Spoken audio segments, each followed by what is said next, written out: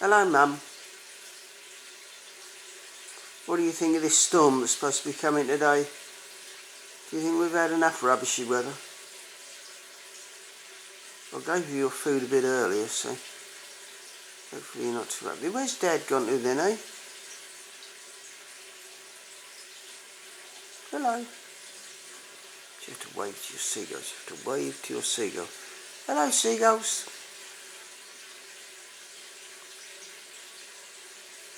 It's Saturday, and we're supposed to have a rubbishy old storm today. Well, the storm's been cancelled due to lack of interest. So let's hope we don't have it. We don't want a storm today. You don't want a storm, do you, Mum? No. Mum doesn't want a storm either.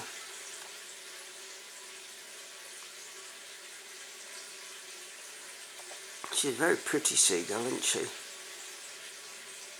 Yeah. Much more photogenic than Rex and Max. When I tried to do their video yesterday, they kept running away. I had to bribe them with